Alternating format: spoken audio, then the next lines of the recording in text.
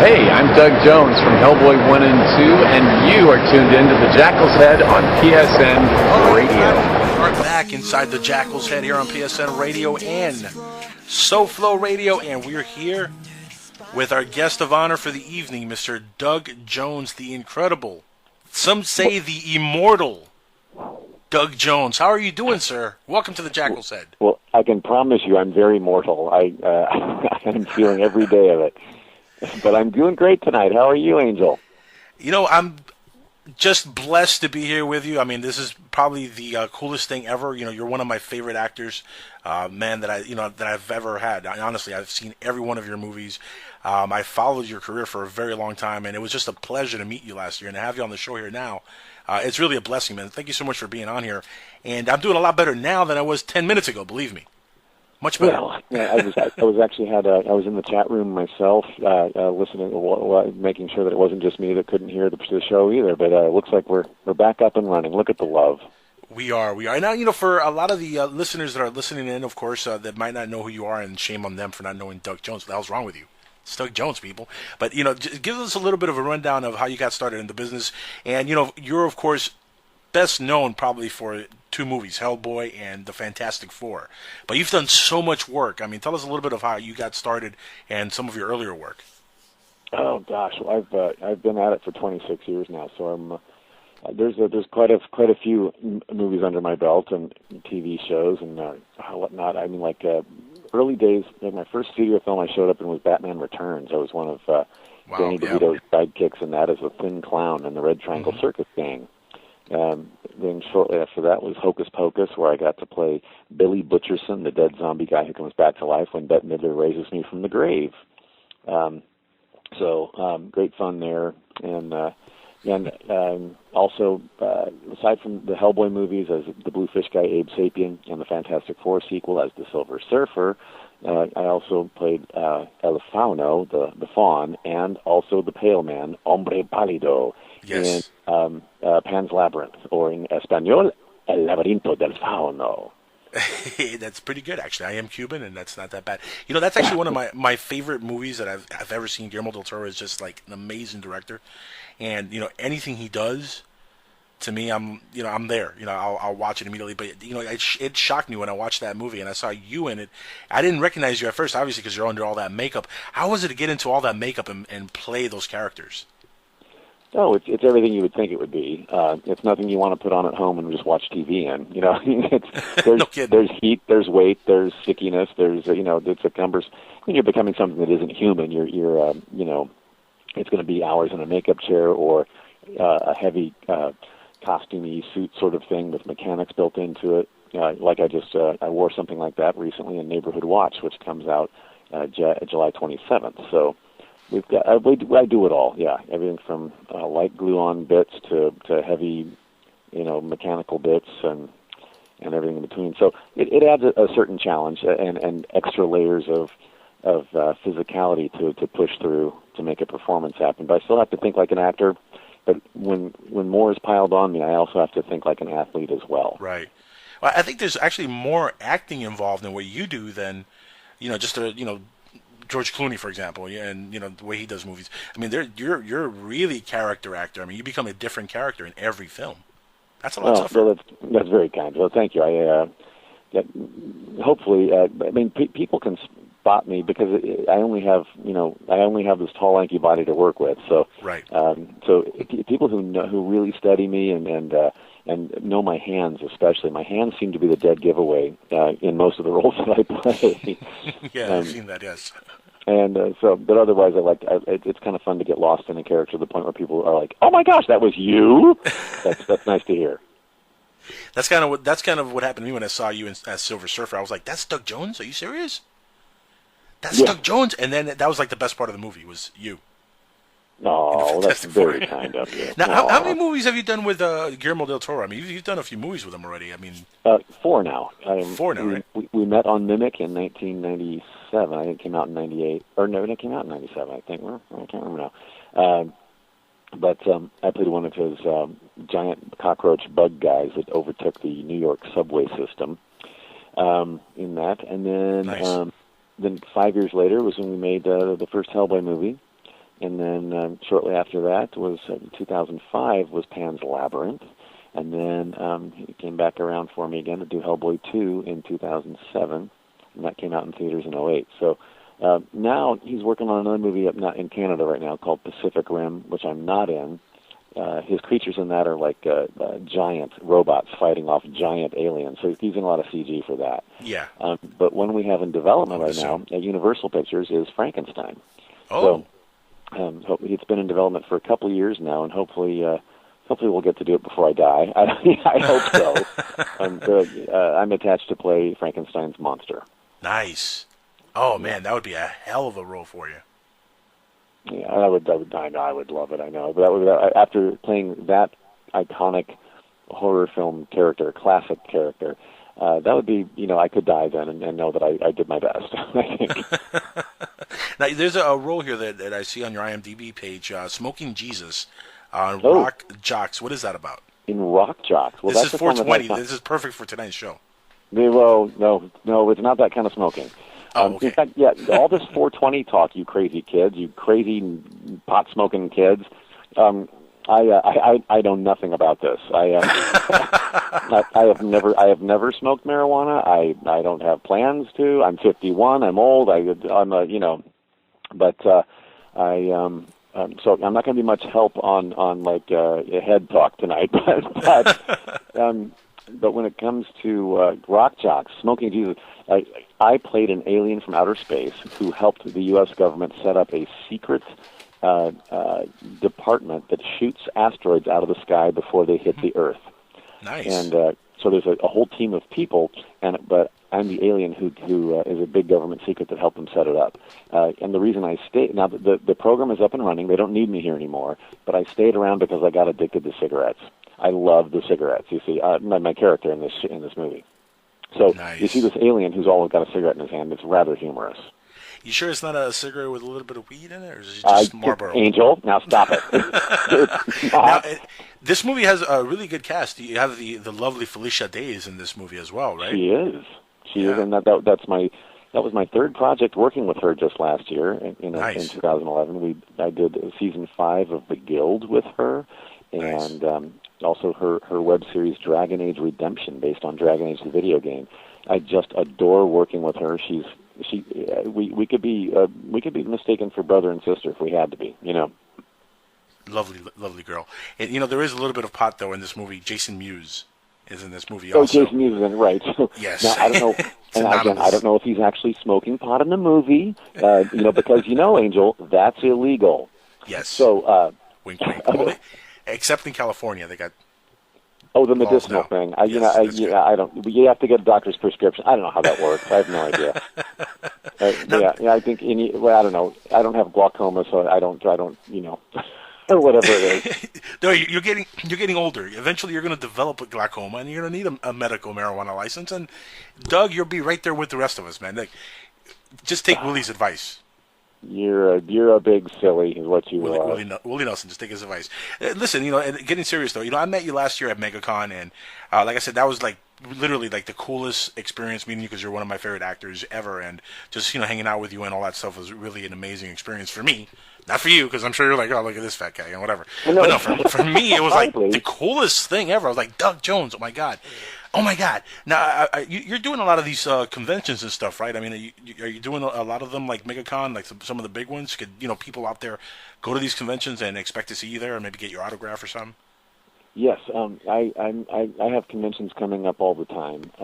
I think, golly, if I were to look for actual dates on upcoming ones, I know that I'm going to be in Myrtle Beach, South Carolina next for something called XCon, which sounds like a porn convention, but it's not. Kind of. Well, you're missing 2 X's, old Doug. Well, Triple XCon. Now we're talking. Yes. No. But it's XCon is I believe it's May 18th, 19th, 20th. It's a Friday, Saturday, Sunday, and it'll be the usual. I'll be signing at a table for those days and maybe do a panel or something. I'll have copies of my very own book with me. For those of you who know that I have this coffee table photo book out for sale. And yeah, it's all good. And they usually next after that, I think. Let's see, that's May. Then June, I don't think I have any appearances, but July is going to be a little busy with Comic-Con in San Diego, the big mother. I'll be down doing a signing at the Gentle Giant booth for a couple of days, and we haven't figured out what those time slots are yet. So keep track of me on my Facebook fan page or Twitter, or my official website always has information about where I'm going to be next, and that is thedougjonesexperience.com. There's an appearances clickable on the homepage there at the bottom of the homepage that you can always see where I'm going to be next. In fact, that's what I'm looking at right now to tell you where I'm going to be next, because I never know unless I check what Webmaster Helen put together on the website. Shout out to her. There you go. Yeah, I love her. I know, right? And then in early July, here in L.A. at the L.A. Convention Center is going to be International Television Festival. And I think we're going to be doing a screening of My Name is Jerry there, which is an indie film that I just love. Jerry is my favorite human character I've ever played. And again, I'm not sure which day we're going to do that screening on, but we were going to try to have a panel afterwards with some of the actors from the film, including me. Then if you're a Midwesterner, in August, I'm going to be doing 2 dates, one in Chicago and one in Kansas City. Chicago Comic-Con, put on by Wizard World, will be on August 9th through 12th. And then Crypticon Kansas City is more of a horror-type fan show. That's going to be August 24th, 25th, and 26th in Kansas City. And those clickables and links to those websites are on my appearances page on thedougjonesexperience.com. There you go. How's that for a plug? That is awesome, and I'm going to cut that out later, snip, and I'm going to use that for some promo here on the network to promote that. There you go.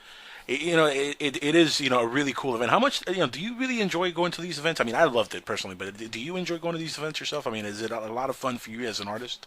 Absolutely, I do. I just love the chance to face-to-face meet up with the people who have been watching the movies and TV shows and buying the DVDs that I've been in all these years. Those fans are the people that bought my house for me. Really, and if without that audience, I don't have a reason to have a job. So I appreciate them so very much, and it's a chance for us to interface, and I can hear what they like, what they don't like about the showbiz out there, and it always feeds me inspiration on coming back to Hollywood and doing my best job for them in the next thing I do. Now, other than the big cons, I mean, are you doing any of these outside the U.S., or are you just trying to stick to the ones here in the U.S.? 'Cause I know there's some conventions overseas also, and you're a big name overseas with the comic book stuff. Well, there are some, and I would love to do. I haven't done a show in Germany in 100 years, and I've because of a lovely video blogger over there named Caddy Cold Mirror. She goes by Cold Mirror on YouTube.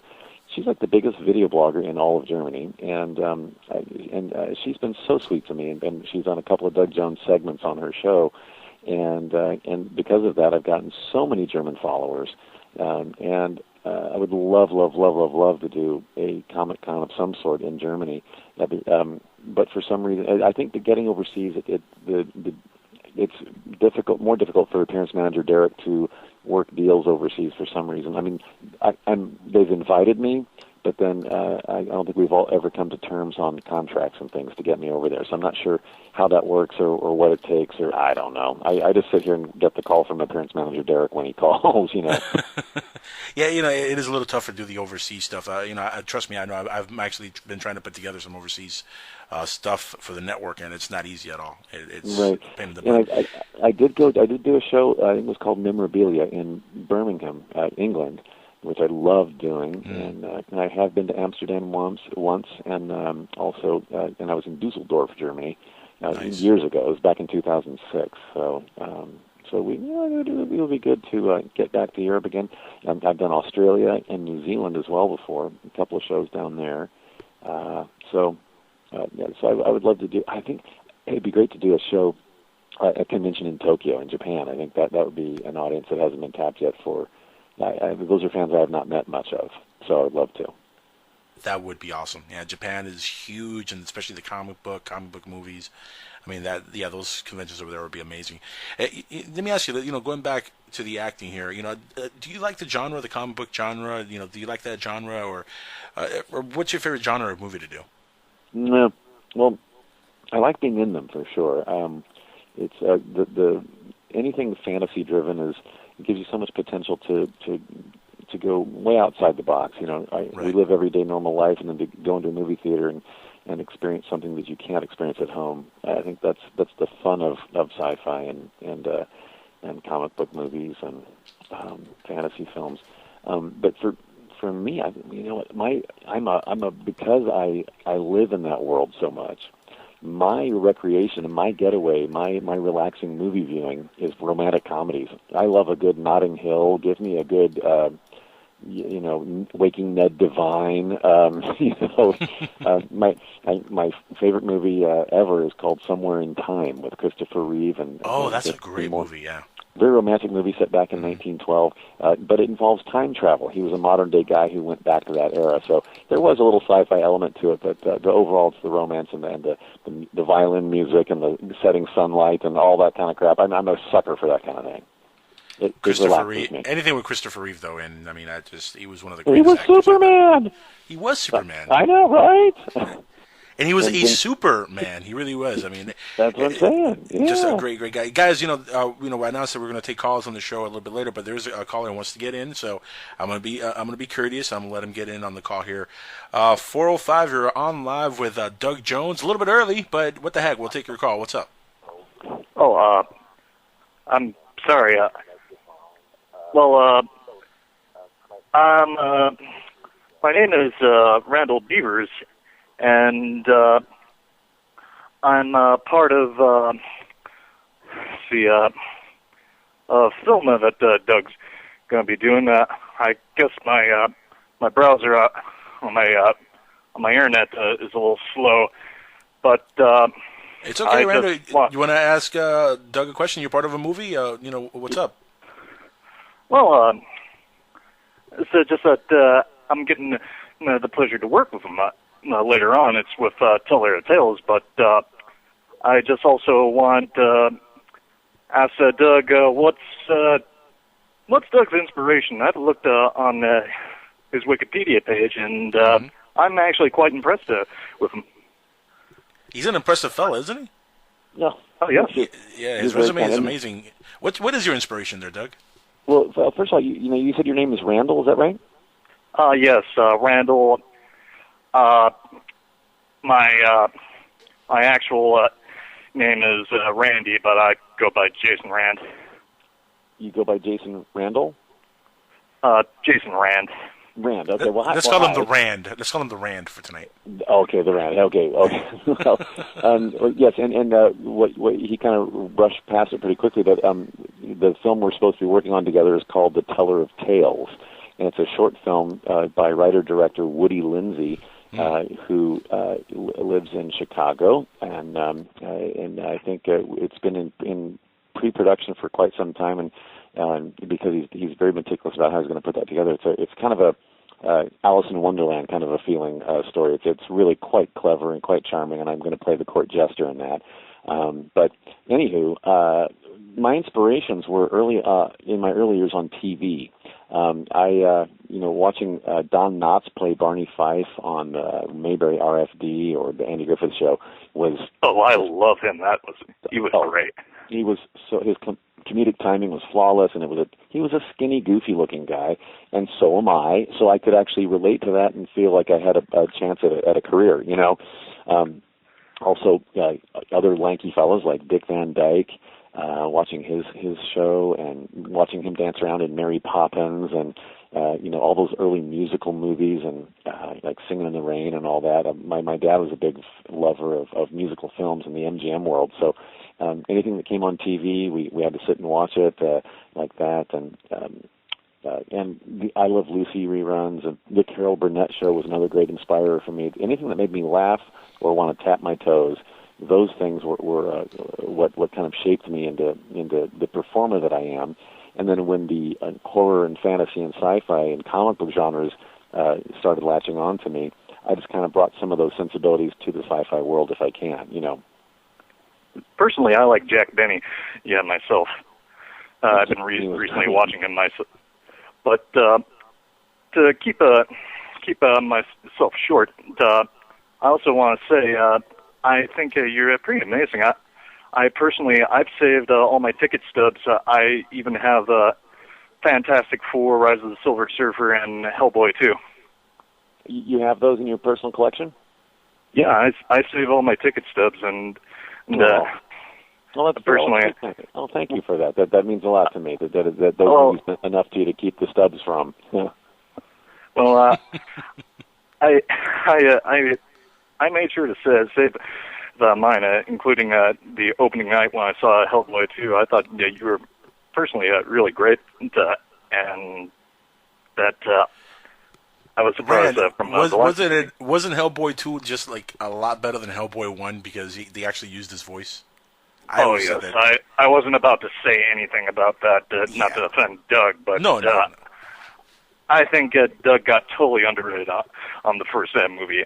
Yeah, but when he spoke out in the second movie, I think that he did way better than any Foley artist could dub over his that's very mouth movements in the first movie.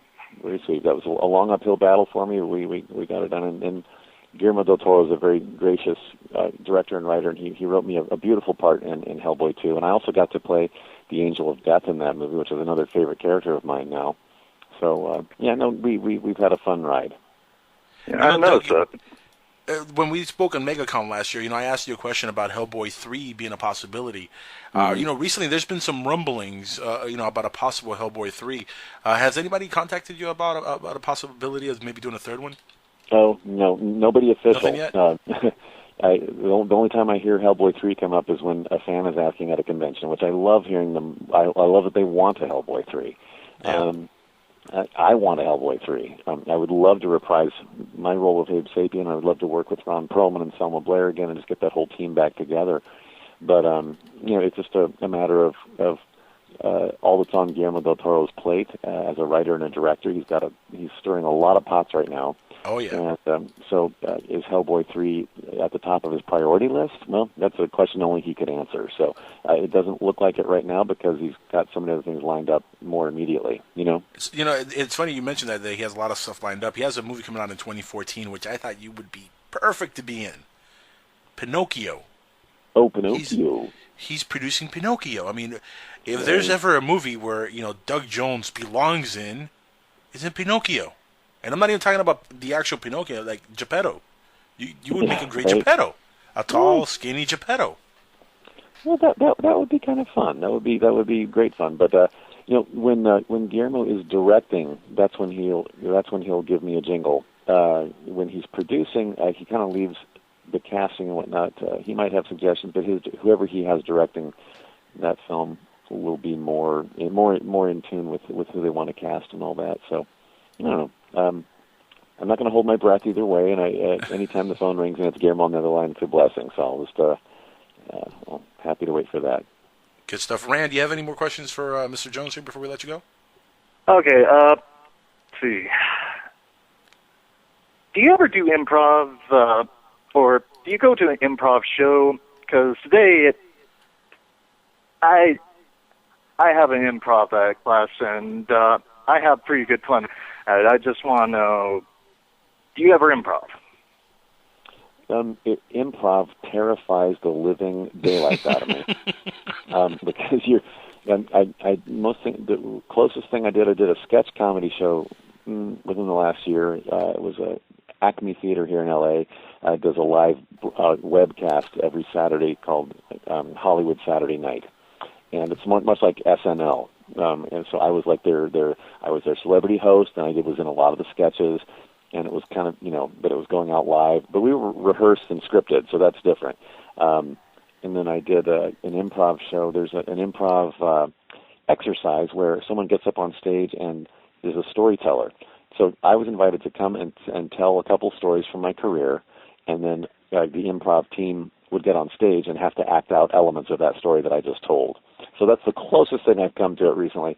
Otherwise, improv might come in handy if you have, if a scene is being played out on film and you've gotten to the end of that dialogue and the director keeps the camera rolling, you might throw in a couple of one-liners here and there that come to mind, and that's just kind of fun. But there's no pressure; you don't have to. That's when improv can come in handy and be kind of fun and frivolous. But when it's on stage and there's an audience waiting for you to be funny right now, and you don't have a clue what you're about to say, that makes beads of sweat form on my forehead just thinking about it. But being a mime is a form of improving in many ways. I mean, you just got to adapt verbal improving to what you've done already, and that's what the book is about, right? The book that you have is about your pictures of you as a mime. The coffee table book that's out now, Mime Very Own Book. It's called Mime Very Own Book. Yes, it is 240 some pages of me dressed up as a mime, making fun of all pop culture, famous people, famous paintings, famous works of art, famous photos, famous moments in history. Famous people like Muhammad Ali is in there. The Little Mermime is in there. Marilyn Monroe is in there. See where I'm going with this, Angel? Yes. I've been seeing the trend. and there's we have movie posters and TV shows. We have mime scene investigation in there. We've got and in that picture there's I play all the mimes. I'm like the detectives on the spot. They Photoshop me together, and I'm the dead mime on the ground. And the chalk outline of me on the ground is a box. So the mime died in a box. Hilarious. So there's the Little Mermime. There's Jack Nicholson's The Miming. There's Dirty Miming. We have a poster for that in there. We've got instead of John Cusack's Say Anything, our movie is Don't Say Anything with me in a mime face. That's kind of funny stuff. I'm just saying. That's cute. I like that. That's very funny. Yeah. I got to get this book. So again, it's called Mime Very Own Book. Right, and you can find that at Amazon.com. If you do a little, just in the search bar at Amazon, just type in "Mime Very Own Book" and it should come up right away. And you can find new and used price ranging in there. Anything from I think $9 up to $22. I think. Nice. When did you start doing the whole mime thing? I mean, is that something you started at a young age? Did you practice being a mime? No, I discovered mime in college when I was at my university, Ball State University in Indiana. And you Hoosiers, go baby! Yeah. In fact, we have someone in the chat room right now. We have someone by the screen name of Hoosier. That's one of my puppies. That's Christopher. Shout out to Christopher. While I'm talking about shout-outs, I also have a Tigger puppy in the chat room, as would be little Nikki in Newfoundland, Canada. She's listening in tonight from there. And we also have Eric in Ohio. There's big love for him as well. So these are people that I've met on the convention circuit and through the Webernet and through the love, Anyway, so what was the question? I forgot what it was. I forgot. Well, the question was about miming and when you got started. You got started in college. Yes, and yes, the man was named Reed K. Steele. Reed Steele lived right down the hall from me in the dorm. Great name. And he was a senior when I was a freshman in college, and he was the mime on the campus. He started a mime troupe called Mime Over Matter. Nice. Right? So the puns started for me 30 years ago. Yes. He saw how I, just like by observing me in the dorm and the lunchroom and all that, with me talking with my hands and gesturing as much as I do and posing a lot and being very animated, he was like, have you ever heard of the art of mime? You should come see one of our shows and talk to me. And so I did, fell in love with the art form and how they could create a whole world of imagination out of complete silence and a black curtain and people in leotards just with no props and all of a sudden, but you can see everything that they're acting out. And it was just fascinating to me with no verbal dialogue, but a lot of physical dialogue, and that's really what kind of woke my body up to being used the way it is now in film and TV, Yeah, I was going to say that's a perfect lead into what you do now, what you've been doing for the last couple of decades in movies. I mean, that it leads perfectly into that. It's almost like that's almost like practicing for the big dance. Yeah. So I'm just just doing my part out here, just moving my parts, doing my part. That's awesome, and a lot of the movies you're doing now, you're doing a lot of movies also that people see your face and you're not under all this makeup and stuff. How is that different from being in movies where you are under so much makeup? Oh well, I've done more with my real face in the last couple of years than ever before. So it's been kind of kooky. The first scariest thing is when you know he's the guy under rubber masks and you have a layer of latex foam rubber between you and the camera. You get very comfortable by being able to. It creates an anonymity where I can get lost in that character. I can go way over the top and fearlessly just charge into that character on film. When that mask is removed and it's just my face and I'm playing a character like Jerry, in My Name is Jerry, that was a very vulnerable experience for me because the look of the character is what I was born with, not what was glued onto me that day. So if they're going to make fun of me, that's my face, So it's kind of like the difference. It's like walking out of the house in a sweater and jeans or walking out of the house in a Speedo. And My Name is Jerry felt like a Speedo. You know what I'm saying? Now, mind you, Angel, I look pretty dang good in a Speedo, okay? Not me. Not I. You're the only one in this phone call that looks good in the Speedo. Oh, you just need a large. That's all. That's all. Very, very large. Speaking of large, you're an awfully tall man. I mean, that's one thing that really strikes at you when you first meet you is you're a very tall guy. Did you at any time in your life when you were younger play sports at all? Did you ever get into sports? Because, you have the size for basketball. And I come from the state of basketball. Indiana's a huge basketball state. And being almost 6'4", people assume, well, you must play basketball, young man. And I was like, well, if my hands could catch a ball, I would be happy to dribble it, but I can't. So I was a complete eye-hand coordination doofus. So I was a runner instead. I'm also built like a distance runner. So I ran cross-country and track. I did the mile and the 2-mile race. 2 miles is a long race when you're going in laps. 8 laps around a track is that's a lot of laps. It is. Yeah. That is a lot of laps. Guys, we're about to take a commercial break here. We're just due for a commercial. When we come back, the lines are going to stay open. If you want to get in and talk to Doug, the number is 786-245-8127. Stick around. We will be right back with more Doug Jones on the Jackals Head. The man, Doug Jones, is here. Happy 420, everybody. We are back inside the Jackals Head on PSN Radio, SoFlo Radio, and so far, the internet's working great. Thank you, Comcast. Actually, I want to thank Heavenly Angel in the chat room because I think she sent a prayer out to me when she heard that I was having internet issues earlier tonight, and I think it worked because so far it's beautiful. And you know what else is beautiful? Our interview with Mr. Doug Jones was here on the line again with me for the next 30 minutes. And if you guys want to get on the phones, 786-245-8127, call in and ask away. In fact, just as I say that, Doug, this is how cool of a person you are. As soon as I say that, we have a caller on the line. Caller, you're on the line with Doug Jones, 323. Say hi to Doug. Hey, how's it going, Dougie? Hello, who am I talking to? Someone who called me Dougie. Is this one of my puppies? Uh-oh. It's Christopher. Christopher in Indiana.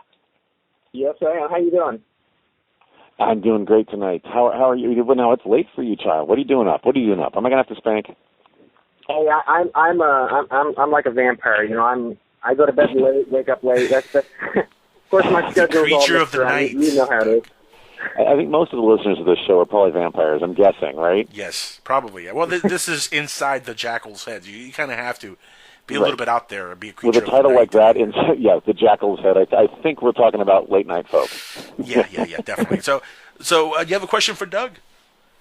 I do. As an actor, I have a question for you on your web series. I see that you do. You've been actually involved in quite a few web series, at least lately. And my question is that an avenue that an actor should actually strive to go for? I mean, I see a lot of the behind-the-scenes stuff that you do, that you guys post, and it seems like a lot of fun. Is that something for an actor to look forward to, to push forward his career? Absolutely. In the day and age we're in right now, the internet is becoming the new TV. And I think that television and internet they're already melding together when you got things like, I know a lot of people who don't even have cable TV service or satellite anymore. They just have a big TV screen hooked up to their internet, and they get Netflix, Hulu, and whatever else on it, and they can watch whatever TV shows they want, right? So with that same access comes the World Wide Web, which has all of your YouTube and all of your other short-form web series type formats. So absolutely. And the nice thing about web series is that anybody can make them from anywhere in the world. You don't have to be in Hollywood. You don't have to be in New York. You can make a web series from your living room in Indiana right now if you want. Get yourself a YouTube channel, plaster it up, tell everybody about it on Facebook and Twitter and LinkedIn or wherever else you are, Tumblr, whatever you guys use, and then you start building a fan base. And that's kind of how Felicia Day did it with her little fans. That's how the Guild came about. She started doing that in her house. And then Kickstarter campaign for season 2 got her enough money to make it bigger and better, and then she got corporates where people gather, corporate sponsors will follow. So MSN caught on, and they're like, there's millions of viewers there. They wanted to cash in on that, and so now they ran it on MSN's Bing now first before it hits YouTube, so that they get advertising dollars from that, just like a TV network does, and there's money involved. So it can grow and grow, and as an actor, getting involved in these grassroots level productions, you meet other actors, you meet directors, you meet writers, you meet producers that are up and coming, and if they're good at what they do, you'll all stick with each other, and one day you'll be making movies together. So and our business is very relationship based. It's not just about your agent getting you in on auditions for the next show. It's about people remembering you from your last show as well. And being good at what you do comes first. And when you're good at what you do, the people who make the stuff to put you in will remember you. You know what I'm saying? I do, actually. One film I'm doing right now, I've worked with her twice before, so there you go. Exactly what you're saying, yeah. Yeah, and it sounds like you've been doing a lot out there in Indiana with whatever local productions you can get yourself into, and you've hooked up with a lot of great people out there. So stick with them and enjoy the ride, right? Yeah, I'm trying to. Surprisingly enough, you'd think there wouldn't be that much in Indiana, but there's enough to build your resume pretty good. So. Yeah, exactly. Doug, isn't it amazing how the internet is completely changing the entire spectrum of the entertainment business? YouTube, for example, like you said, I mean, you can become a YouTube star overnight, and next thing you know, you're a big sensation, and you go viral, and everybody knows who you are. Exactly. Well, that's what happened for my little friend Josh the Ponce Man Perry. He's the star of a huge internet web series called Retarded Policeman. It is hilarious. Multiples of millions of viewers, and they're on episode 20-something now. It's a phenomenon that keeps going, and because that, when we're out in public together, I'm good friends with the whole Perry family, and when we're out in public together, Josh Perry gets stopped for autographs far more than I could ever hope to. You know what I mean? He's such a delight. I love that boy. And he also, Josh the Ponce Man Perry, we called him Josh the Ponce Mime Perry, because he makes a lot of guest appearances in Mime's very own book. And he also does the foreword of the book in picture form, which is just precious.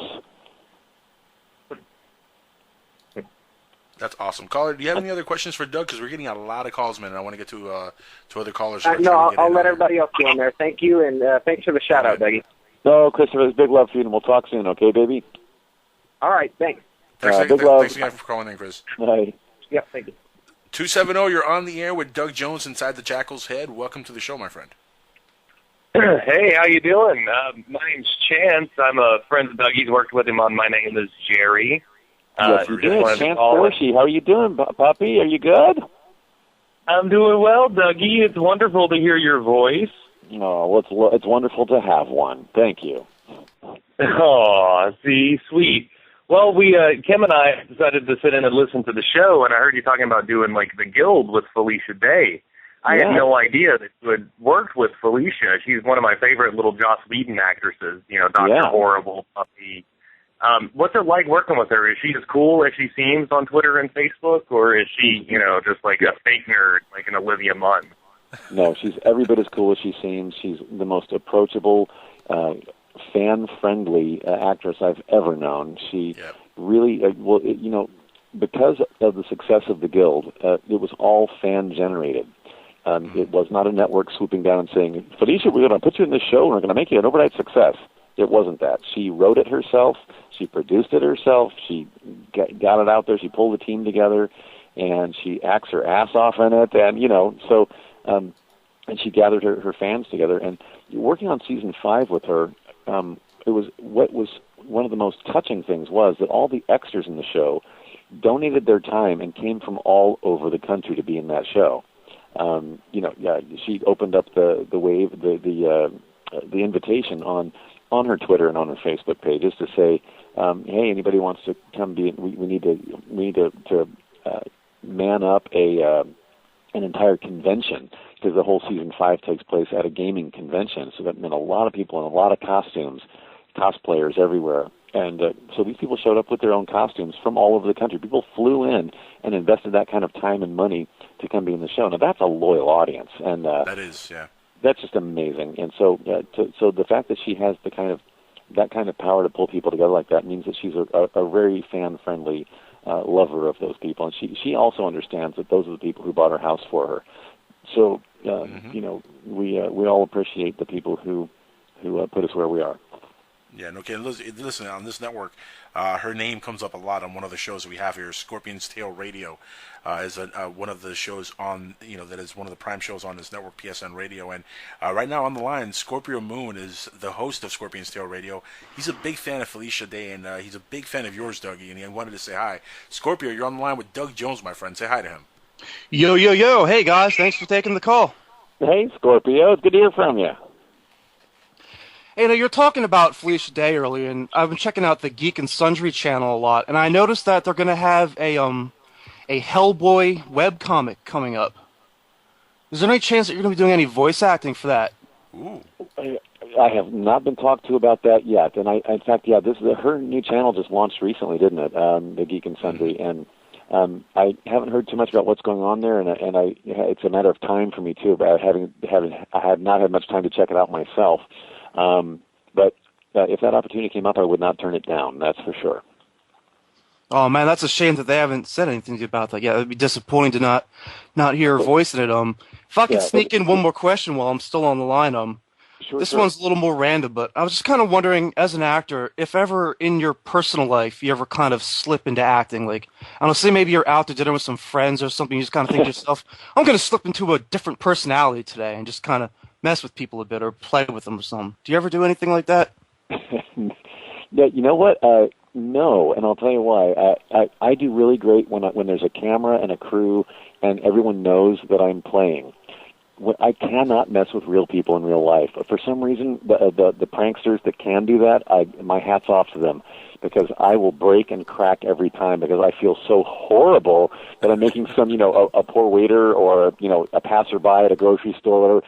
I can't pull pranks on them just because I don't know why it is. I want to hug them instead. It's hard for me to pull one over because I feel like I should explain myself the entire time. Like, oh, I'm just kidding, and then I ruin the whole act. You know what I mean? No, hey, I'm living proof of this. I met Dougie last year, and Doug, you were very approachable, very nice, very humble. You came off just as a friend. Like, it felt like I'd known you forever when I met you, and I was like, oh, this is like a person that I've known my whole life. No, that's kind of how you come off. You have a very approachable personality. Well, you do too, Angel. I don't know if you're aware of that, but you're a very accessible, friendly lover of all mankind. So thank you for that. Yes, I am. I hope I get good karma out of that because you said that. No, precious. Scorpio, any more questions for Dougie before we let you go and continue on? Because there's, I'm sure, more callers wanting to call in. Yeah, man, I'll try not to hog at the lines, just walk it off. But thanks again for taking the call. Oh, thank you, Scorpio. That's Scorpio Moon from Scorpion's Tail Radio. Man, he's been jonesing about this interview for days now, asking me, when is it going to happen? Is he going to be on? Is it for sure? You know, he's a big fan of yours, Doug. So big shout outs to him and Scorpion's Tail Radio, which can be heard on this network every Sunday night. Oh, fantastic! All right, midnight. So guys, check that out, Scorpion's Tail Radio. A very good show. Anyway, getting back to you, the man of the hour here, Doug Jones. What's the next thing you have coming up in the very near future that you want people to know about? Like, what's the very next project that's coming out of your world? Well, the next thing you'll be able to see, let's see, I got two things that we have. Let's see, speaking of web series, I just finished one recently that I'm tickled raw about. It is called Research. It takes place at a medical research facility where they test drugs and side effects on human test subjects. Good times. I got to play a human test subject who makes this a career, and I was a crazy person. My name in the show is Denny, and I walk around in my pajamas all day and just want to give all my body fluids for testing. I'm just happy to be there. And one of our head doctors in the show is Barry Bostwick, who played Brad in Rocky Horror Picture Show. And he was also the mayor in Spin City that Michael J. Fox was the press secretary for. Yes, yeah. He was such a delightful man to work with. He's awesome, hilarious, and he's got a screw loose in his head, and that's what I love about him. So we had such great fun on that. That web series, it's called Research, with a period after it, Research period. And Research is going to be hitting the internet waves sometime in, they say, June or July. So, again, keep an eye out on the DougJonesExperience.com or my Facebook or my Twitter, which is @ActorDougJones, to keep tabs on what's coming up next. That's awesome. So that's soon. And then shortly after that, the week after San Diego Comic-Con, which I will be at, signing autographs at the Gentle Giant booth for a couple of days, is the week after that, July 27th, is the opening of Neighborhood Watch with Ben Stiller, Vince Vaughn, and Jonah Hill, and also Richard Ayoade from the IT Crowd, if you're a British TV lover.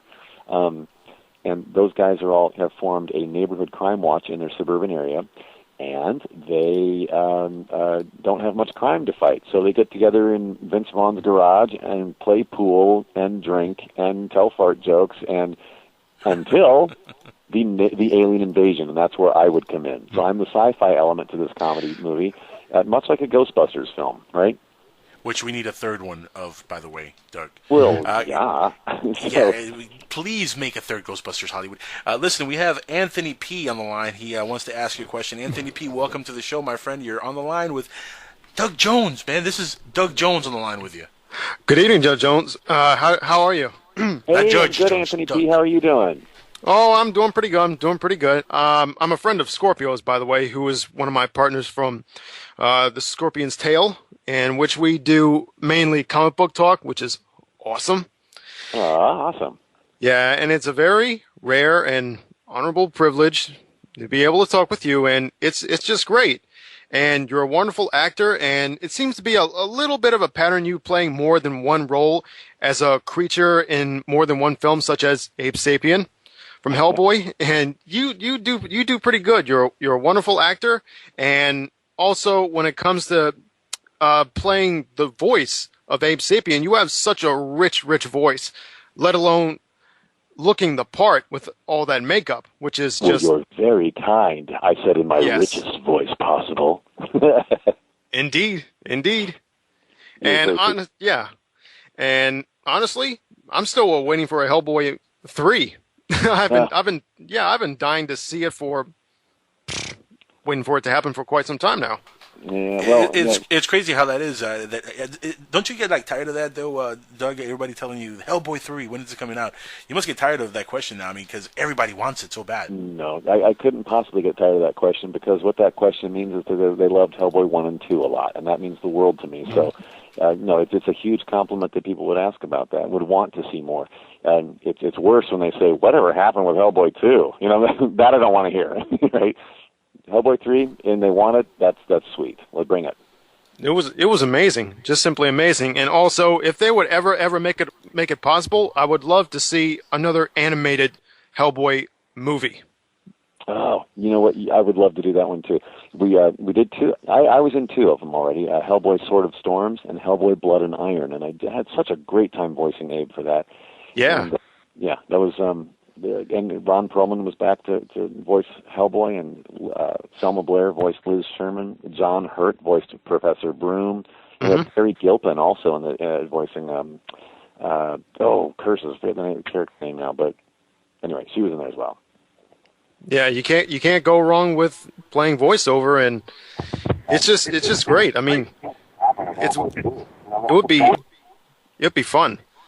Yeah, it would be. Anthony, listen. Any more questions for Doug? We have a couple other people who want to jump in and ask Doug a question. Any questions you want to get off? Are there any other movie roles that you thinking about wanting to do that would also involve any makeup? Or well, of course, not only am I anticipating the Frankenstein that we have in development at Universal with Guillermo del Toro directing and writing and me attached to play the monster. That's the big one that I'm holding on the horizon as like my pinnacle. In the meantime, though, I've also had dreams of playing a classic Gothic vampire. I would love to be maybe a Nosferatu or something like that. Yeah, I would love that. If there's anything that I love and appreciate is a good monster movie during these times. And it would be great if they would make a new Frankenstein movie, but not just that, I would love it if they would make it a great movie in general. Because and just think about it. Doug Jones as Frankenstein's monster, huh? It's got to have a perfectly good storyline, not just the special effects and the good makeup, but just like every other good movie that came before, everything has to be done right. Everything. There we go. Exactly.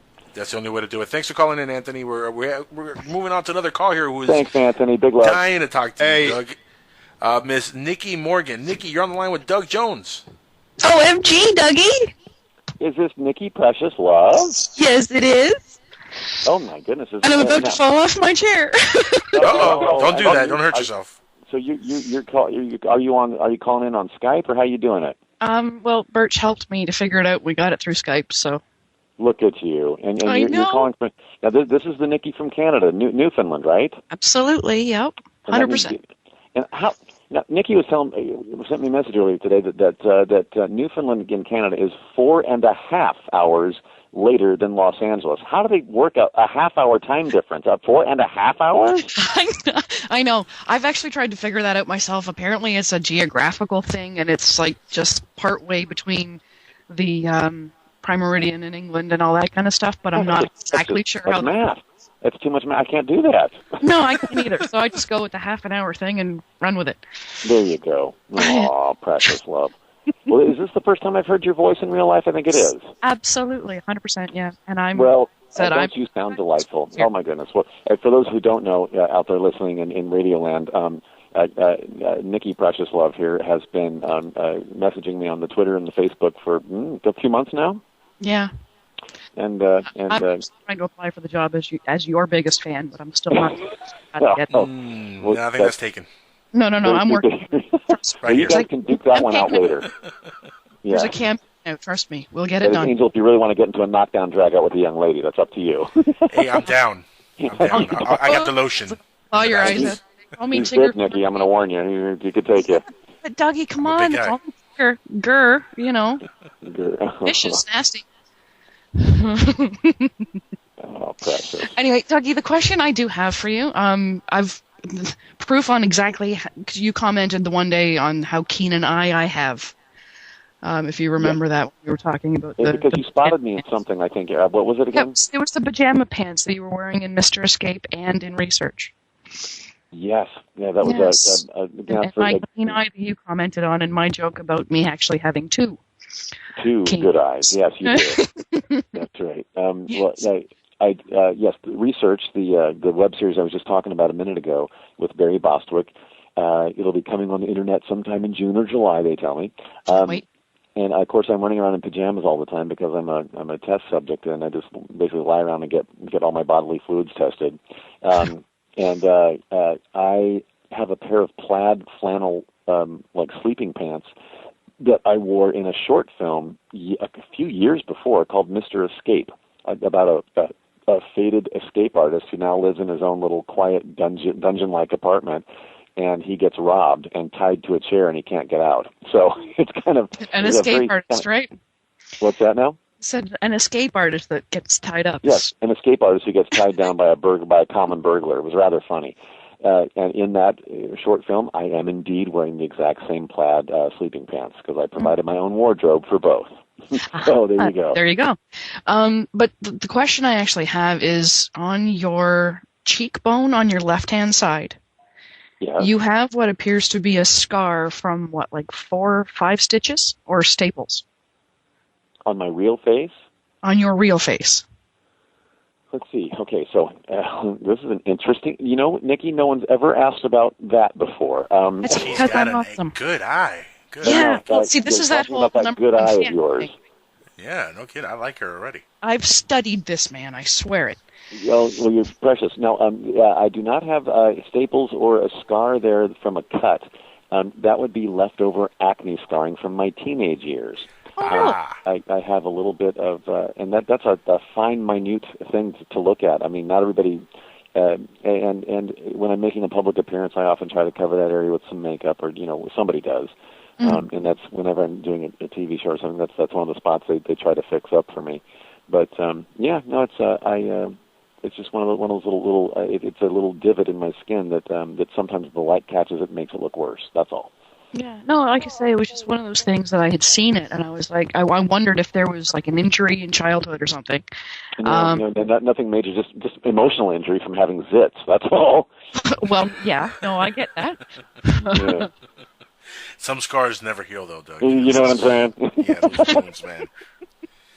I have those myself. I feel your pain, bro. I really do. Right.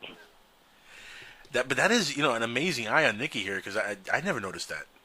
Yeah. On your face. Well, it's gotten better with age. Actually, it used to be more pronounced that area. So you have gone over my face with a microscope, child. No kidding. Not quite, but close. Pretty close. Yeah, she is a big fan. I'll give her that. Doug, have you ever gotten hurt on a set of a movie? You ever gotten hurt and actually got banged up real bad on any of the sets of the movies you've been in? Oh, sure. Not to the point where I have to shut production down. It's like, I've never broken anything, but I've cut myself and gotten, sores on my nose from wearing a mask that was too heavy or rubbed funny or whatever. A few times, yeah. And I also, in Hellboy 1, there's a scene where I am popping up out of a manhole cover after I've been under the ground in a watery area under a manhole cover, swimming away from Samael, the bad, evil hound of the underworld that was swimming around fighting me underwater. I finally come bursting up back through the manhole cover and back onto the dry surface, and they had tiles, broken tiles as set dressing, laying all over the cement floor there. Well, I came up onto that and put my bare knee onto a broken tile, gashed my knee deep and bloody. And so they had to call the nurse in quickly to cauterize it and do a quick little, what they do in the battlefields of like Vietnam days. They would patch up quickly with super glue on your skin. That's why super glue was invented as a quick fix on the battlefield to stop bleeding and to close a wound. That's true. Yeah. So they did that for my knee that day, and oh my gosh, I had to dig the dirt out of it later, and just oh gosh, but I still have a little mark on my knee now that if Nikki ever saw it, she would totally notice it. Yes. Who says I frame it and put it on her wall? I didn't notice. The thing is, I'm not even sure which knee, so I'll have to. Well, there you go. My bare knees don't show very much anymore. Yes, I have my very own book sitting on the desk beside me. Well, then, of course, my very own book. I guess what am I? Of course, I've got bare legs and that constantly. Yeah. Yes. So, like I said, which knee is it? It's going to be. It's probably too fine of a scar to see. Tell me anyway. It would be on my left one. On your left knee. Okay. I will look. I will look and see if I can find it. Well, I can definitely see Nikki here doing a little bit of detective work on this and finding out. Oh yeah, get the whole the Sherlock Holmes hat. I'll get it figured out. Wait, I said my left. I'm looking now at home and hoisting up my pants to see where is that thing. I can't even see it anymore. Oh, what? I lied to you. It's on my right knee. Found it. There you go. My oh, and it's, you know what? You'll never see it. You'll never see it. I'm up close to it right now, and it's hardly even showing anymore. Yeah. Okay, well, when I actually do get a chance to meet you face-to-face in person, you're going to have to show it to me. Okay, it's a deal. Is that fair? that won't be weird at all. Hi, nice to meet you. Let me pull up my pants. Here are my knees. Right? Well, it's better than asking to pull them down, isn't it? Okay, hey, it's a family show. Sorry, yes. Not really, no. This is not me really attempting to behave myself. But no, in all seriousness, though, Dougie, we were talking. I had messaged you one day about a vacation in Newfoundland, where you could enjoy a boat tour, checking out icebergs, whales, and dolphins. Oh, wouldn't that be great? When are you coming dreamy. to see me? Because what Nikki knows about me, too, from studying all of my trivia on thedougjonesexperience.com, is that I am a lover of dolphins. And anything, I love sea creatures anyway, but dolphins happen to be my favorite because they're just so happy and helpful, and they love humans. So, so thank you for knowing that love. And okay, if the invitation's open, I'll keep it. Absolutely. It's always a matter of time for me. I just have so little of it. I totally understand that because you don't sit still. I know. But you do know how to get a hold of me when you do decide to come out, and I will pick you up. Yes, you're present in every portal that I have, so out there in the world. So. Abundantly, I like to think, because I find myself feeling guilty for being a pest. Never, love. Okay, every actor should be so blessed to have someone like a Nikki from Canada. Well, there you go. There you go. I'm thrilled and flattered. Oh, there you thank go. you, love. Thank you for calling in and sharing the love with us here tonight. Oh, there's big love, Doug. You know that. I know you're going to stay in the chat room for a while, are you? Oh, absolutely. There you go. Okay, and for those of you who don't know, we have this. There's a chat room going. It's clickable on the PSN Radio page there. I don't know how you find it, but very easy. Go to psn-radio.com. Go to the very top menu, click Live Chat, and listen live and chat, and you just go to the chat room. There you go. Very simple. Or you can just go, bypass that and go to xat.com/PSN Radio. There you go. Simplest way to get there. Yeah. Doug, this is by far one of my favorite shows I've ever done, man. You're definitely one of my favorite actors ever, and I look forward to seeing you on a lot more stuff. And you're going to have a busy 2012 and 2013. Let's give a rundown to the audience here. Some of the stuff you're working on that it's going to be coming out. Besides the great Rock Jocks playing Smoking Jesus, you're also doing Unhallowed, which is you're playing a character named Lazarus, right? Yeah, we haven't filmed Unhallowed yet. That's when is that filming? So it might say filming right now, but they haven't actually started yet. They had to postpone production by about 2 months. I was supposed to be filming that yesterday, but I'm doing a cameo in that movie as a homeless guy named Lazarus, who might be something more than a homeless guy. We're not sure. So that'll be a fun one. But of course, Rock Jocks is coming, like we talked about earlier. I also have a movie I did last summer with Tony Todd, who played the Candyman. Nice. He and I were in a movie called Dust of War, a post-apocalyptic movie story, and we played a couple of merry minstrels that have a whole camp full of people. He was the leader, and I was his right-hand guy, who entertain people in this desolate world now as we go across the plains drifting. And it was really just a lovely shoot, and we shot in the plains of South Dakota. Great time. That's in post-production now. Also, let's see, I did Grayscale, a mafia movie where I played a mafia killer hitman. That's also in post-production, not out yet. These are all indie films. I've done a lot of them. Oh, golly. But wait, there's more. Oh, John Dies at the End. I'm very excited about this one. John Dies at the End, starring Paul Giamatti and Steve Brown and a couple of newcomers that are just great actors. Chase Williamson is our lead actor, and his sidekick is Rob Mays. And I play a character named Roger North, who comes from this other dimension. And the reason they can see me and make contact with me is because they've taken a drug called soy sauce that allows them to see this other dimension. So you think you're hallucinating, but it's actually a drug that opens up a portal to actually see what's actually happening in this other dimension. So really, that sounds like DMT. Have you ever heard of DMT? No. Oh, you mean a drug or a movie? There's actually a drug called DMT, which makes you hallucinate to the point where you think you're seeing other dimensions, and it's crazy. Do a little Google search on DMT. In fact, do a Google search for DMT Joe Rogan. I'm sure you know who Joe Rogan is, the actor Joe Rogan. Yeah, who also hosted the Gross Show, right? Fear Factor, yeah, Fear Factor. Fear Factor, thank you. It's just a bunch of gross stuff, yeah. Yeah, that's the one. Well, that guy, he's a proponent of DMT, and he talks about it a lot, and it's catching on. A lot of people are talking about this drug. It's called the spirit molecule, and what you just described, it really is what that is. So maybe that's where they got the inspiration for that movie. Now I really want to see that movie. That's really an interesting. Not that I'm advocating drugs, guys. I'm not, but I'm saying I want to do DMT. That's what I'm saying. Well, there you go, child. What am I going to do with you? And give me some DMT. That's all I'm saying, guys. No, that seriously though, you have that. You also have Bluegrass Run, which is coming on. That's based on a true story, right?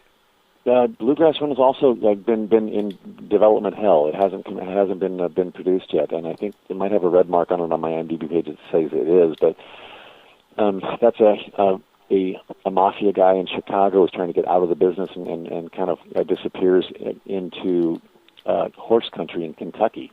It's a great story. It's a great love story. And he meets up with a young heiress who has a great horse ranch in Kentucky, and that's kind of falls in love there. But then this brings great peril to that community because the mafia finds him. So it's kind of a fun story that I really wanted to be a part of. And I'm not playing the mafia guy. I'm playing a local in Kentucky who's a friend of the young lady that the mafia guy falls in love with. So great fun. It sounds like a great movie, yeah. Yeah, it's gonna be great fun. And there's more and then more web series too coming up for me. I also another video game turned into web series called Fallout. The web series is Fallout Nuka Break, and I've been getting more people telling me that they've seen this now. If you go to the YouTube and do a search for Fallout Nuka Break, that's Nuka Break, you will find episodes like 1 through 6, maybe. There was a fan film that had millions of hits, and that inspired them to go back and make a web series. So they're like 6-minute episodes. And I'm in the web series, and my main. I show up at the end of episode 2, episode 3. I'm a big player in, and then I show up in a hint of episode 5. So great fun enough. We're getting ready to do a season 2, and they actually have a Kickstarter campaign going right now to get their funds together for season 2. So hopefully we can do that, and I can return as Mayor Touch Connors. As Mayor Touch Connors, I have a little bit of an accent like this, and I touch everybody. I touch their face, I touch them their hair, I pet them, I hug them, and I just touch them. So it's actually a very Dougie part. Yes, you're a very huggable guy. You really are. Let me ask you, because I was asked you in the chat room earlier to ask you this. What do you prefer doing, more mainstream movies or independent films? Now that we're talking about some of the independent roles you've done, which do you rather do? Oh, I love them all. I really do.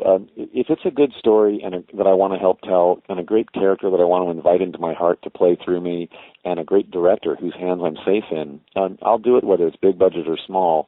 But it needs to sing to me. If there's not money involved, then it's going to have to sing to me artistically. You know what I mean?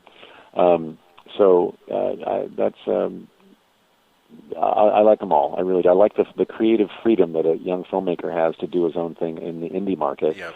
But I also love the money behind a big budget film because you get treated like a movie star. So Yes. it's all. There's a trade-off either way. It's all good. That's a great trade-off, Dougie. Listen, I feel weird calling you Dougie, but it just slips out the tongue, man. Because you feel free. That's my friends call me Dougie, so that's you. I feel honored now. I could call him Dougie. Listen, this has been just an amazing night having you on, and we're running over time already, and we had to get going. Sadly enough, man, but it's been just awesome having you on the show. I would love to follow up with you in the near future and have you back on, and hopefully we won't have any technical issues to begin the show, and we could have it running smoothly from the very beginning. But listen, before I do let you go for the evening, I wanted to ask you something that I ask all my guests here on the show, to supply me with a quick bumper, which I could use for promotional stuff later on, including to promote this show. You kind of did this already for me at MegaCon, but the audio wasn't that great because there was a lot of people talking in the background, and now this is just you and me. So it would be even better, and the quality is going to be amazing if you could say the following: "This is Doug Jones, and you are tuned in to the Jackals Head on PSN Radio." Okay. This is Doug Jones, and you are tuned in to the Jackal's Head on PSN Radio. That's a wrap. That's awesome. Awesome. You're the man. You are simply the man. Doug Jones. Well, thank you so much for having me. This has been a hoot, as they say in Minnesota. A hoot. No, and listen, I want to thank everybody who called in, all the callers. Thank you so much for calling in. Somebody's actually sitting in on the line with us, Birch. I don't know if you want to chime, if you want to get on real quick and say hi to Doug before we let him go for the evening. Birch, you want to say something? Hey, how you doing, Doug? Hey, Birch, good to meet you. Hi. Hey, nice to meet you. Yeah, I was just about to say, man, you are a great actor, and I've seen a few of your films, and I plan on seeing a lot more, especially after this interview. Well, thank you very much. It's very nice. It's one thing when people like my work, but it's another thing when they like my personality in real life. So thank you for that. I really appreciate it. Yeah, I mean, definitely a great personality, man. I love hearing you talk to everybody, and I don't know. Now I'm sorry. It's okay, man. Look, this is Doug Jones. He is the man. And Doug, we definitely want to have you back on here in the future, and keep in contact with you because we love your work, man. I want to promote the heck out of you here on the network and promote everything you're working on. And on a serious note, you really are a gentleman. You're a great guy. This is not me just kissing his ass because he's a big celebrity. I met this guy a year ago, guys, and he really is a genuine person. He's a very nice guy, a very nice human being, and I wish you nothing but the most beautiful life ahead of you and have the most successful career possible. Of all the actors that I've ever met, I could say you're probably the nicest person I've met in Hollywood. So that's just very being sweet. Real. Thank you so much. Wow. I wish you nothing but the best, my friend. And me too, you, Angel. And hopefully we'll run into you again in person. I can squeeze parts out of you again. Yes, like that. I will be slightly thinner by the next time you see me. Guaranteed. I'm trying to go from 24 pack to about an 18 pack. There you go. One day I'll work on the 6 pack for the ladies. But Doug, I'll catch you later, my friend. And guys, we will be back on next week on Friday night at 11 o'clock again here on PSN Radio and SoFlo Radio. Thanks everybody who called in. Really, thank you guys for calling in. Thank you for being in the chat room and participating. This will be on the archive, slightly edited because God brain farted tonight, and over. Thank you, Comcast. But anyway, we'll slightly edit whatever issues we had on. And again, guys, thank you so much for being on tonight. Peace, everybody. This is the Jackal's Head, and we'll be back on next Friday, 11 o'clock.